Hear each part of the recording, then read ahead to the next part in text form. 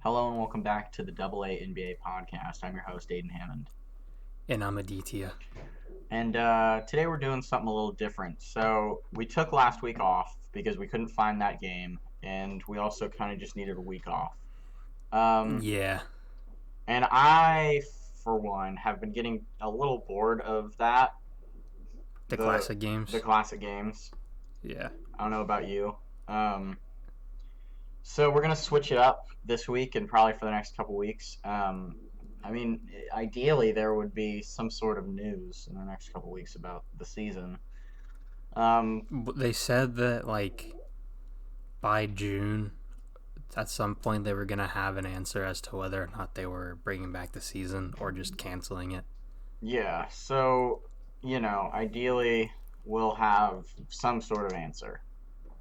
Yeah. Um, so we're gonna go through some news and then we got a segment today. So first piece of news, you want to lead this one?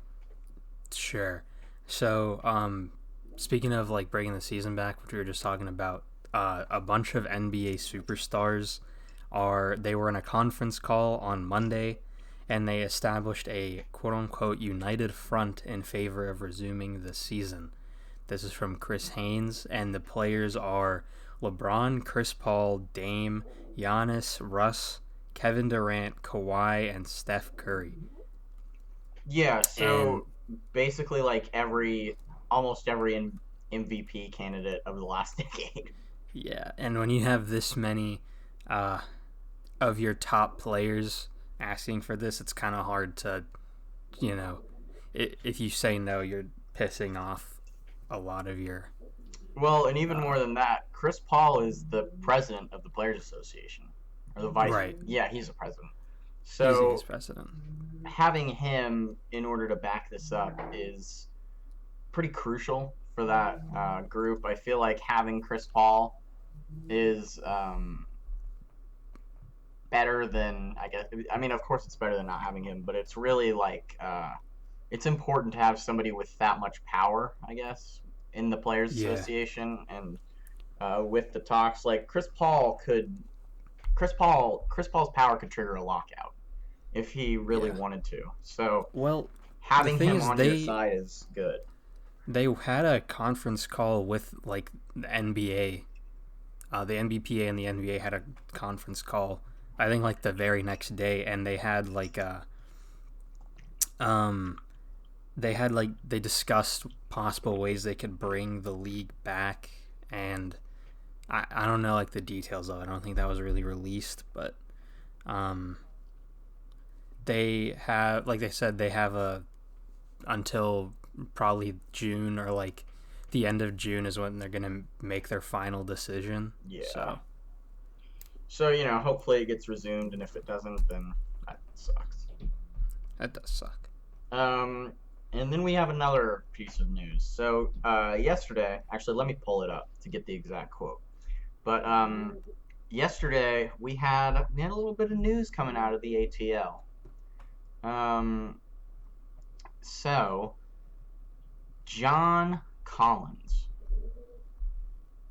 the man, the myth, the legend, one of the players in the NBA. That was a Um, great introduction. yeah, Really did John Collins justice. John Collins said, when we're talking max numbers and money, I feel like I definitely am in the conversation. What? Um. So no. Yeah, like absolutely not. And we're both we don't hate John. I mean, if you hate John Collins, it's a little weird. But He's a weird player to hate. yeah, but it's like we don't dislike John Collins. Like I don't, but he's not a max player. That's like He, um, the thing is, with the Hawks, he's a good pick and roll partner for Trae Young, and he's good. He can give you like 16, like 18, and 10. I think he could be like a 2 or 3 time All Star maybe. If in the weak East, like if he stayed in the East, I think he could probably be. Well, the thing is, bigs in the East are kind of stacked. They are, but like forwards not quite as much, and he's a forward. I don't know. I mean, I think that if he keeps progressing, he could probably be like a 2 or 3 time All Star, not like a perennial All NBA player or even perennial All Star, but like 2 or 3 times. He's a good partner for Trae Young, but he is not worth a max extension. Yeah, that's kind of insane because he's like I said, he can give you 18 and 10, but he also can't play defense at all. And with Trae Young being like the worst defender in the league, you kind of have to just surround him with good defenders if you want to win games. Yeah, Otherwise, you're screwed. yeah. But I don't know. This is kind of like the I like the player empowerment era. I mean, yeah, I like the player empowerment era, but I feel like that should be pretty much reserved for like superstars. Like I feel like you shouldn't have like third-year players that are like putting up decent numbers. Be like, yeah, I think I'm worth a max. Like Buddy Hield did it. Uh, here's the Jane, thing. I guess like the two. So there was like Buddy Hield and Jaylen Brown, who each got a big max, and Jaylen Brown started to live up to it, and Buddy Hield did not. So they're like, it's kind The of two difference sides of the though same coin. with John Collins, he like obviously we don't know what's going on behind the scenes, but he's saying like I think I'm worth a max, and obviously that's up to the team to decide whether they give it to him or not. But with Buddy, he was saying I'm not gonna play for you guys until you give me the max. Yeah, it's a little different. It is a little different, Buddy but was a lot more toxic. it is players that aren't worth a max yet that are trying to get a max or that think they Yeah. are worth a max. Which I And mean, if he gets it, good for him. I'm not gonna like yeah, hate, but it's he's not up there quite yet. but like think about players that like again, two players that come to mind with the young guys that are getting maxes because of this player empowerment era: Jaylen Brown and Buddy Hield. It worked out well for the Celtics, and it worked out badly for the Kings because Buddy Hield is kind of a cancer, and Jaylen Brown is good. Yeah. Plus, Um, Buddy already has problems with he had problems with Dave Yeager, and now he's yeah, who having has problems problems with Dave with. Yeager?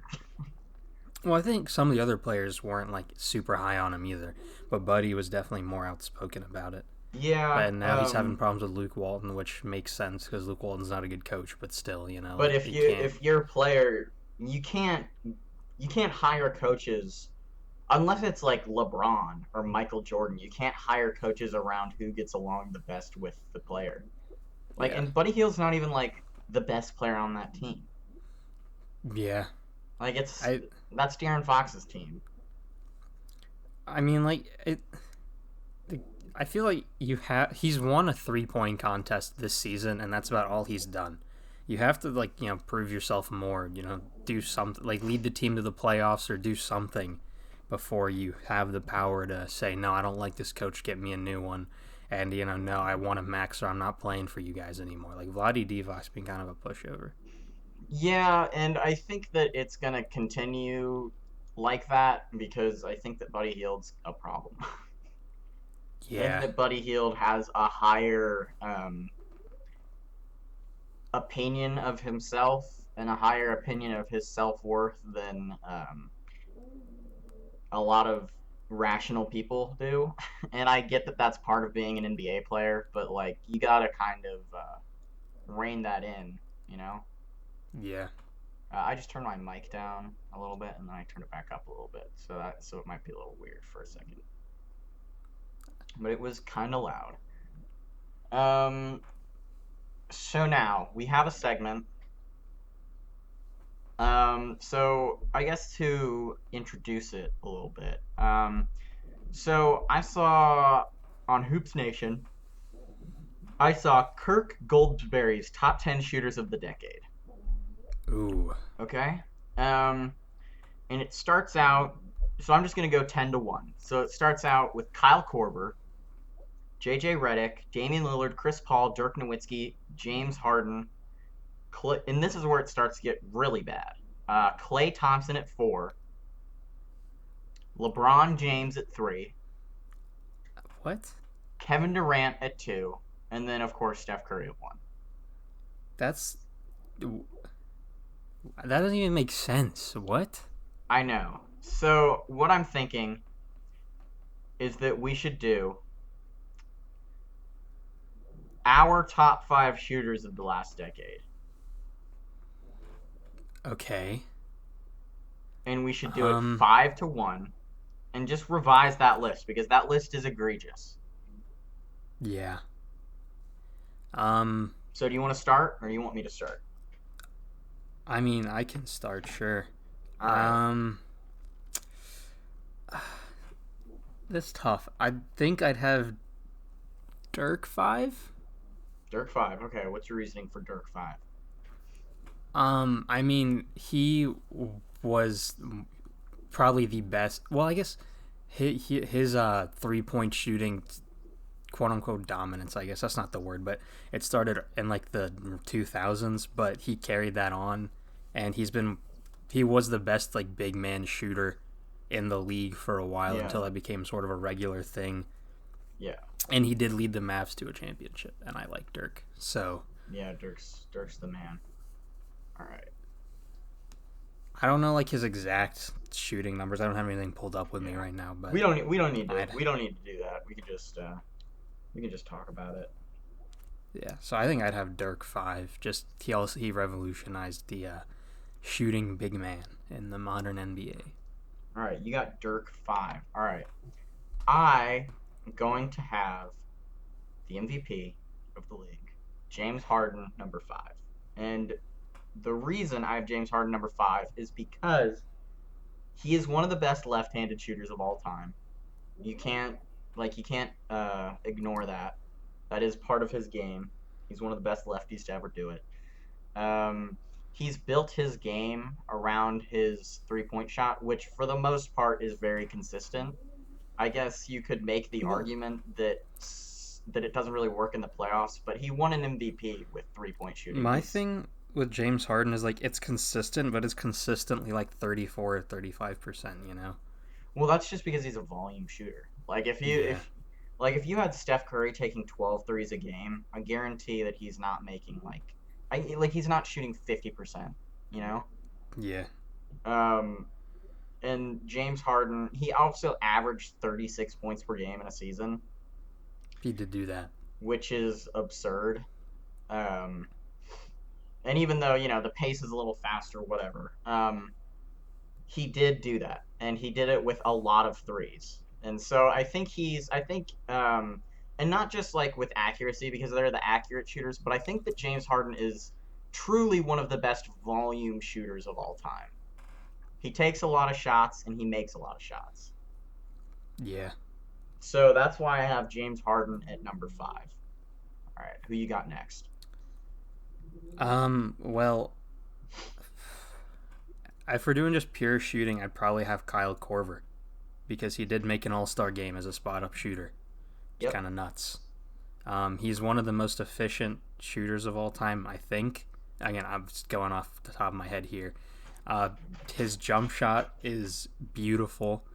He, even now, I mean, he taught LeBron how to shoot threes better. You know, at age, 32, 33, LeBron improved his game because of Kyle Korver. Yeah. Um, he, again, one of the best spot up shooters of all time and all star with You shoot. I don't think, see a I don't, lot of guys making an all-star game as a spot-up shooter. That's just ridiculous.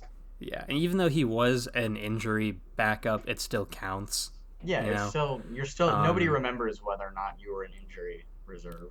yeah. And again, like, I don't know his exact numbers, but I know his shooting percentages are really high. Yeah. So yeah. Yeah, actually number 4 I also have Kyle Korver for pretty much the same reasons that you had, spot up all-star as a spot up shooter. That's crazy. Um you have the efficiency aspect, and then you have his as a teacher. I think he's going to have a long career as some sort of coach, maybe not a head coach, but I think he will be a shooting coach for teams, especially when you see superstars down the line that maybe don't have the best jump shot. I could see Kyle Korver maybe coming in and doing some coaching for a little bit. Yeah. Um again, he got LeBron James to revitalize his game. A lot of the stuff that people don't really remember about 2018 LeBron hit that playoff run is that he hit a lot of huge, like, not just threes, like deep threes. Yeah, I Like, mean, he's continued that into now. I mean, yeah, he he has, still and that is, he pulls was up doing that a from little before, yeah. but It like that's we saw in Miami, he can make the three, but he wasn't shooting like 7, 8 a game. You know what I yeah, mean? this was a lot of Kyle Korver's doing, and even you can see now with Giannis. This is Kyle Korver's first year with the Bucks. Um, you can see that Giannis's three pointer has also improved a little bit. So again, the Kyle Korver factor um, is helping players shoot better. Like just Yeah, having Kyle Korver on your team somehow makes a lot of other players better shooters, which can't be and ignored. I mean, even what he's like 36 or 37, and obviously you don't want to put him out for like 20 or 30 minutes a game, but if you put him out for 10 minutes, he can give you some points still. Yeah, Because he's yeah, shooting doesn't age poorly. Like you can shoot into your 40s if you want to. yeah. That's why Reggie Miller was able to play so long. Why Ray Allen was Yeah, able to play so long. yeah. It's one of the most valuable things in the game just to be a good spot up shooter in the Yeah, NBA. yeah. All right, who you Um, got number three? Number three, I have JJ Redick. Okay. And the reason, like, I'm doing my list not so much off volume, but off like consistency and team value and stuff. And JJ Redick has never missed the play. Well, if the Pelicans don't make it this season, he would. But before this, he's never missed the playoffs. We saw especially last year with that Sixers team how important he was. He was so important. Yeah. Just being able to come off a screen, have your defenders have to chase after you, switch, do whatever to keep up with him, and he was like we saw that Sixers team how bad they're doing now, and obviously some of that has to be given to Jimmy Butler, the credit, but like JJ Yeah. Redick was so important to that team, just the ability to run off a screen and just hit a quick three when you need it. Yeah, It was just people forget that JJ Redick averaged 18 points a game last year and consistently since 2010 has been averaging 10 or more points a game. Some of those seasons like 15, 16 points yeah. per game, and you can even see his progression. Like he's been a consistent 15 point per game scorer as he's gotten older, which is not something that you see a lot. It is something you see more with spot up shooters or even, people who come off screens, but it's definitely it's really important. Uh, Yeah. And I I mean, think again, he even if he's not in a position to where he can take and make a lot of threes, he's valuable enough to where he has defenders chasing after him all game and creating space for the rest of his team. yeah, yeah, I agree. All right, at number three, this is gonna be very controversial. Number three, I actually have Klay Thompson. So Klay Oh, Thompson, yeah, so Klay Thompson has one of the best strokes of all time. It's yeah. you can't argue with it. Klay It's the Thompson, cleanest jump. I said this in a previous episode of the it's the podcast, most beautiful actually. jump shot in the game right now. Yeah. Like, you know, it's the best. It's watching Klay Thompson when he's hot is like what I imagine it felt like to watch like Michael Jordan or Kareem when they were hot. Like it's fun to watch players when they're hot, hmm especially if they have a game like Klay Thompson's. Klay Thompson scored 37 points in a quarter. I think it's safe to say that he is the greatest spot up shooter of all time. Uh, well, yeah. The thing with him is he's not even just a spot up shooter. He can do everything. Well, he's like I think you could make the argument that he is in the top 3 of like 3 and D guys because he's one of the best defenders in the game right now. He's got He's really important to that Warriors team just he's because so important. if Steph Curry's on Damian Lillard or whatever, it's a problem. But they can just switch Klay Thompson on that, and it instantly makes everything so much easier for that team. Yeah. And I have Klay Thompson at 3, not by any fault of his own, just because I believe that in the past 10 years there are two guys who have been just a little better. Um, hmm but he's got the stroke. He's got the swag. Like he's a fun guy to watch, And and when he's hot, he is the most unstoppable player in the league. yeah, It's you insane. can't. There are zero players in the league right now besides Klay Thompson who can have like 37 points on 9 dribbles in 1 quarter. Like that's just Yeah. it's absurd. You don't ever see that. Um, it's just it's great. He has the smoothest stroke in the game. Klay Thompson is excellent. All right, Yep. who you got number two? I have Klay Thompson number 2 for basically every reason you've mentioned. All right. We've already gone over it, yeah. All right, so at number two, this is where it's going to get controversial. I actually have Ray Allen number two.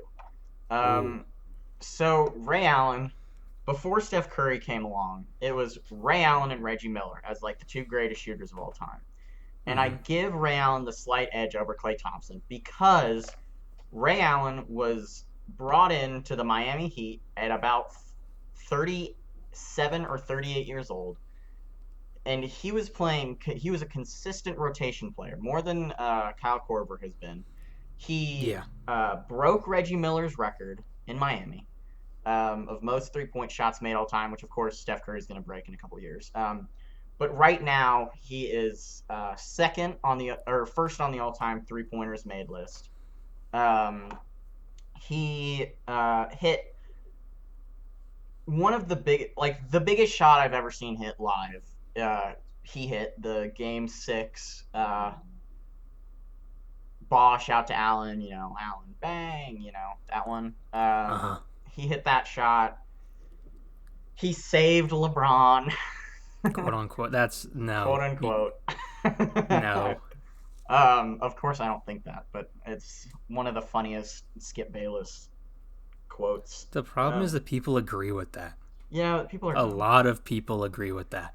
But he did hit a huge shot that did not lose the finals. Like it won Game 6, and maybe they probably wouldn't have won that series. They wouldn't have won that series without that shot. But he didn't save LeBron, which is stupid.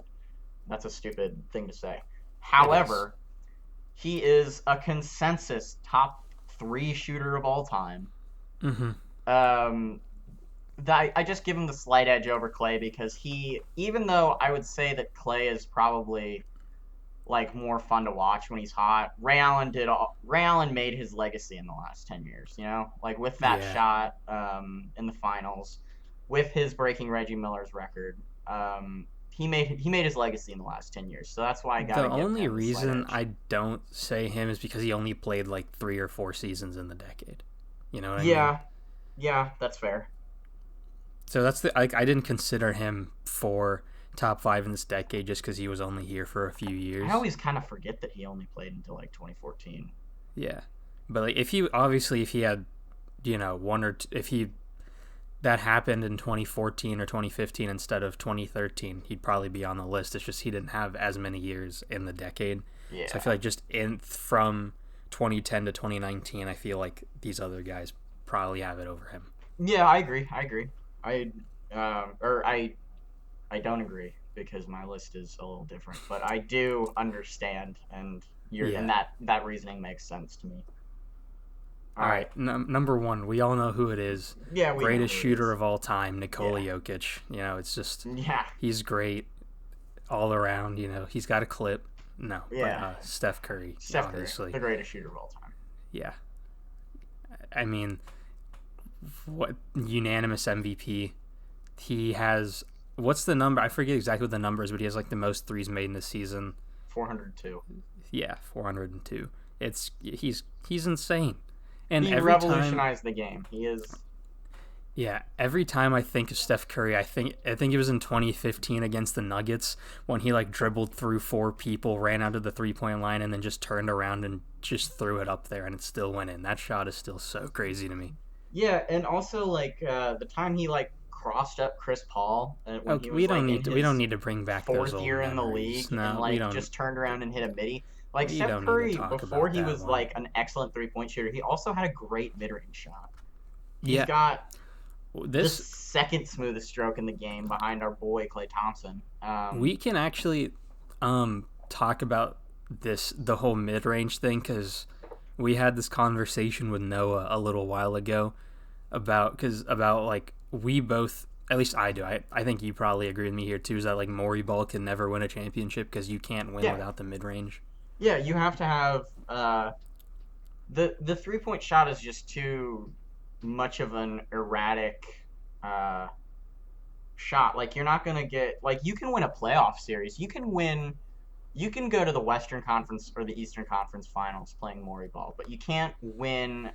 You can't get lucky enough for enough games in a row to win with Maury Ball because eventually, like we saw in Game 7 of the 2018 Western Conference Finals, you're You're gonna have gonna a game where you just can't make anything. yeah you're gonna have a game where nothing's falling. Yeah, Um, and yeah, I mean that's another thing. You said this too. Is like people forget before the whole wave of 3-point shooting, Steph Curry was deadly from mid range too, and he still is. It's just the 3-pointers are more flashy and more, fun to watch from well, him. and the other thing with that is they have like Kevin Durant and Andre Iguodala were more of their mid-range shooters. Steph Curry was not required to take the mid-range in the last couple of years because they had guys like Kevin Durant and Andre Iguodala and even to an extent Draymond Green who would Yeah, take the middies and then Steph and Clay and Kevin Durant would handle the perimeter. yeah, it, Um, yeah, and Steph was also running the offense to an extent. So yeah, so you have